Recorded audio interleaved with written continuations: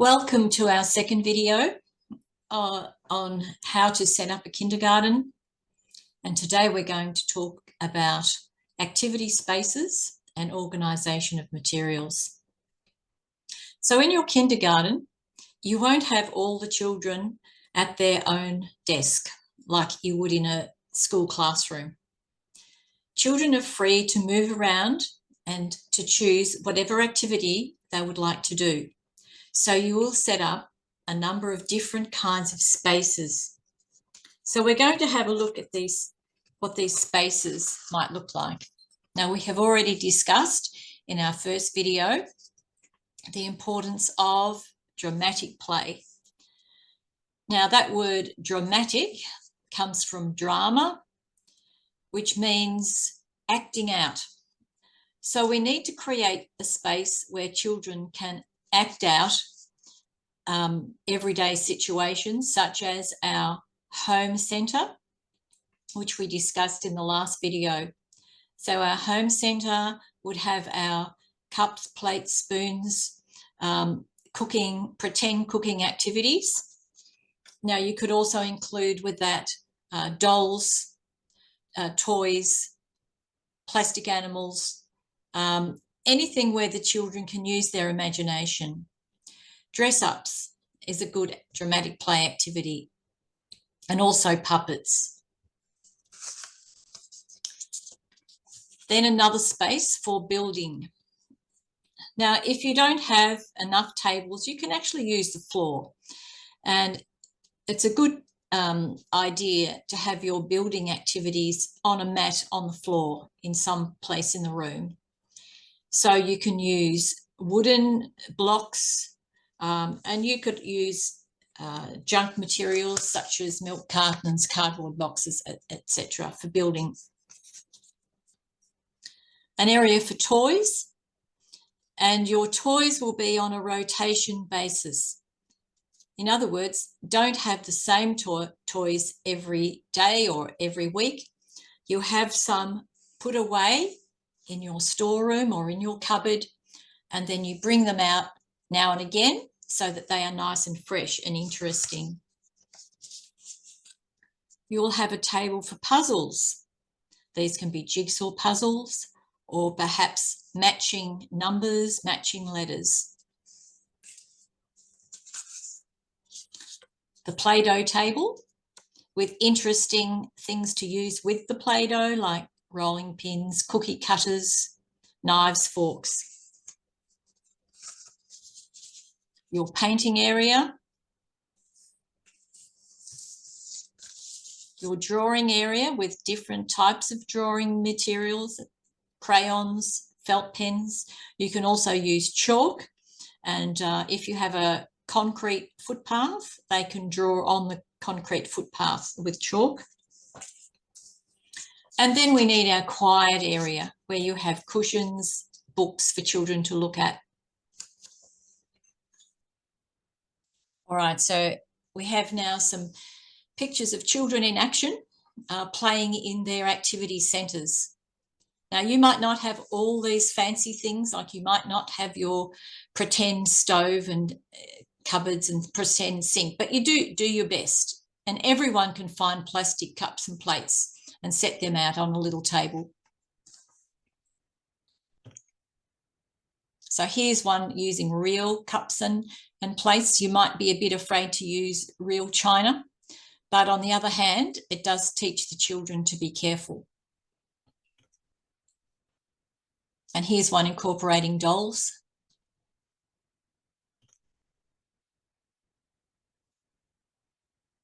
Plastic plates and bowls.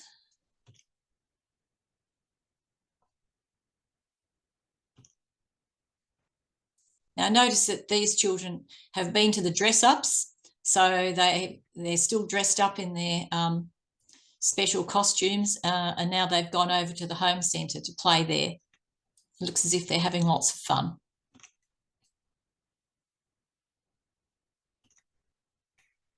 And here's a way of storing your dress-ups. You can hang them on hooks or a special rack like that.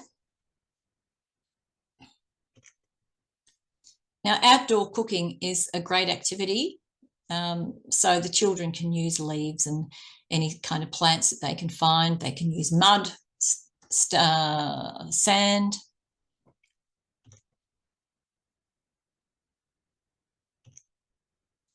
Okay, a shop is a really good idea.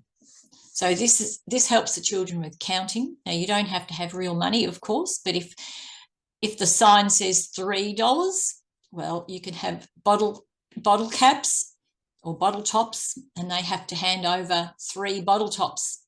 So here's a clothing, well, it's clothing, books, pots, pans, so it looks like a real jumble sale, all kinds of things for sale there.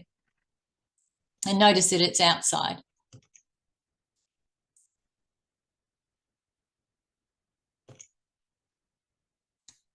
So these big containers are great for sand play, and then you can put your plastic animals in there.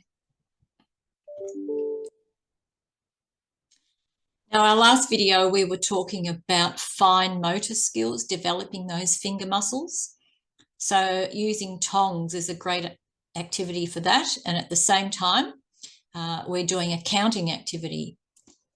So put 3 counters into the bowl.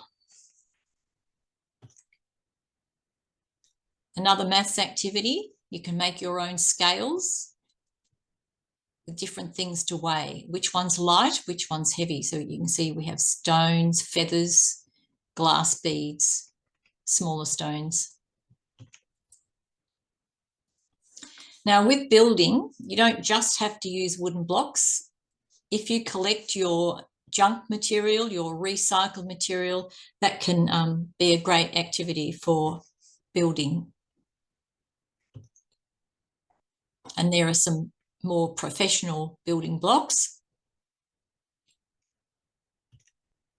And here are some that are just made from building offcuts.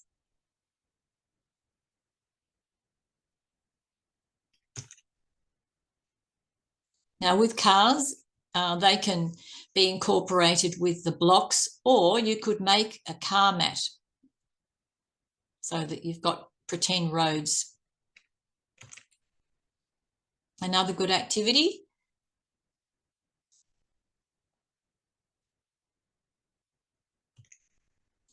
So puppets are great for using the imagination and dramatic play. Now, if you don't have puppets, they're very easy to make. So you can see we have pop sticks and just little heads on the pop sticks. Puppets are great for retelling a story. So if you've read a story, then you can make the characters and the children can then retell the story in their own words using the puppets. Now we're going to talk about storage in your kindergarten. Well, there are many ways to store your things, but plastic containers are great, particularly if they're stackable.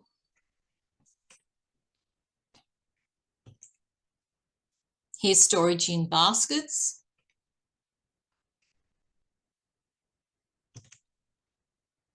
Now the setup, you'll need small tables and chairs. As I said before, the children don't have their own chair at their own table. They're free to move around to the different spaces, to the different tables that will have different activities.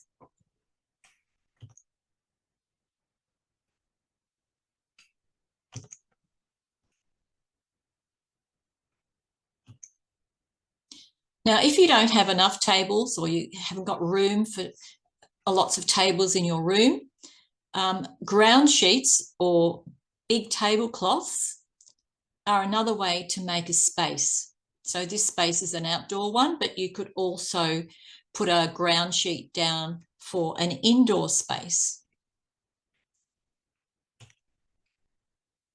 And there's a mat for an indoor space. So it's inviting the children, come over here, sit on the cushion and play with the construction toys. Now, how about storage of storybooks? You should always have a number of storybooks on display so that it interests the children in books. So this is a good storage setup where the front of the book is visible. There's another one. Perhaps this is your selection of storybooks for the week, and you can keep them in that box. And you'll be reading a different story every day.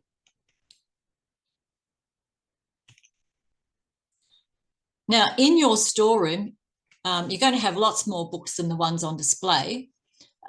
You could categorize your books like this. And if you notice the big brown cardboard dividers, they have headings. So if I look carefully, I could see, oh, there's a divider that says food. There's one that says gardening. So whatever books you have, put them in categories. And then if you're doing a topic on food, for example, you can just go to the library and you know exactly where that book will be.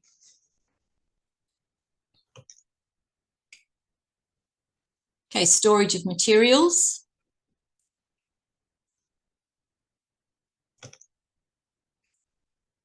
There's a Play-Doh centre. Now with kindergarten, it's a good idea if you have a separate paint pot for each colour. No washing of brushes, because we know what happens when the brushes get washed in water and then get put in the different colour pot. It's going to send it all brown. So they've got to learn that the red brush goes in the red pot.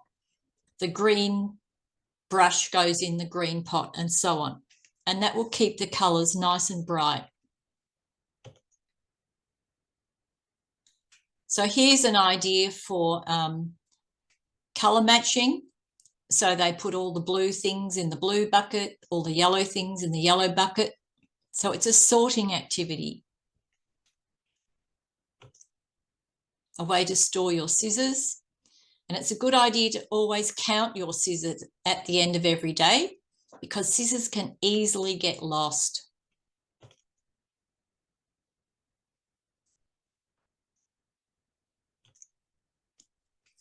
Now, this is a good idea for a collage tray. Now, remember we said collage means sticking things on.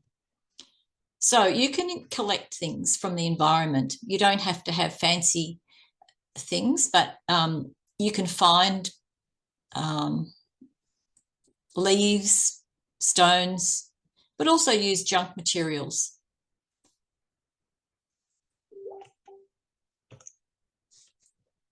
More examples of collage. This is a colour and shape activity. So baskets are a good thing to use here. Another collage activity. Now, this is also a collage activity, but it's not sticking onto paper. It's sticking onto cardboard boxes.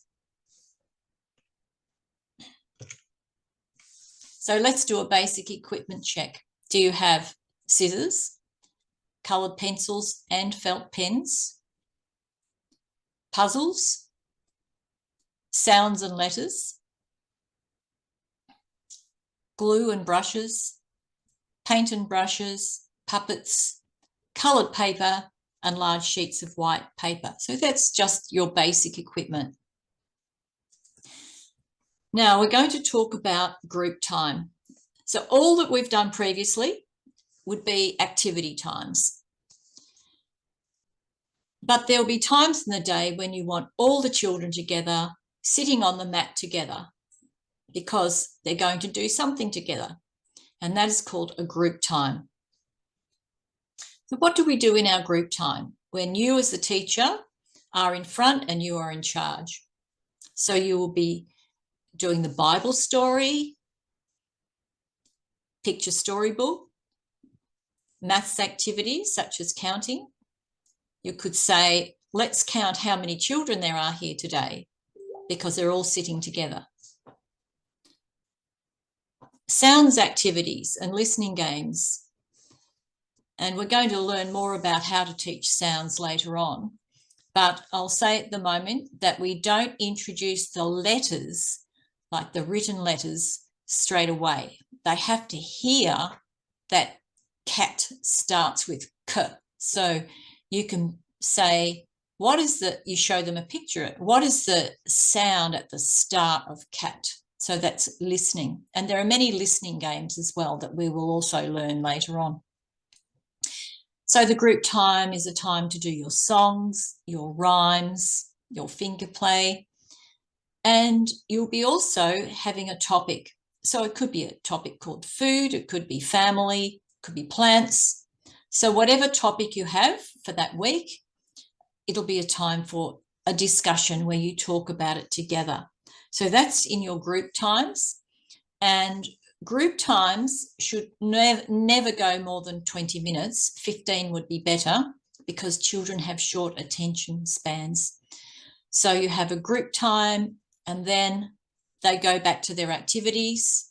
You might have another group time later in the day. You could have 2 or 3 group times in the day, but they're always alternated with the activity times.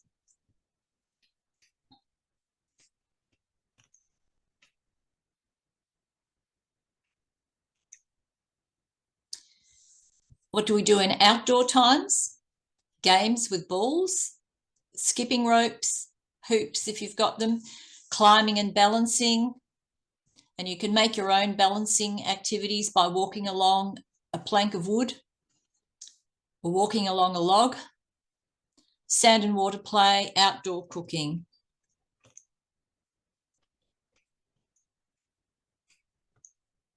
There's tug of war. There's a balancing activity. Then we have water play.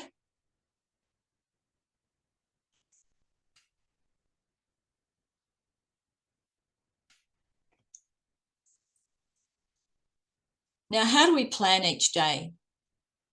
Or how do we plan each week? Planning is very important. So you have to know what you're going to do each day. So you switch throughout the day between your activity times, where the tables or the ground sheets are set out, and then children will choose their activities from those tables.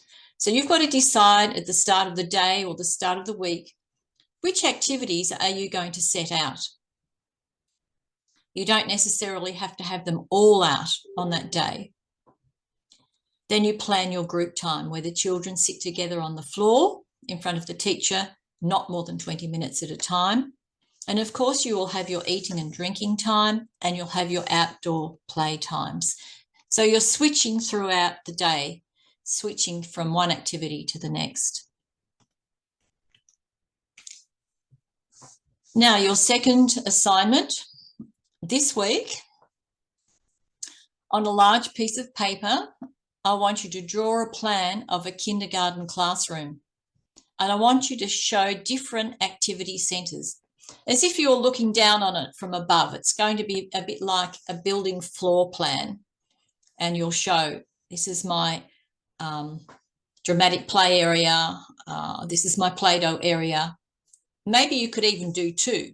You could do one for one day and one for another day. And second assignment, make a list of outdoor activities that you could set up for an outdoor play centre. So that's the end of our video, our second video. And I will see you again for our third video.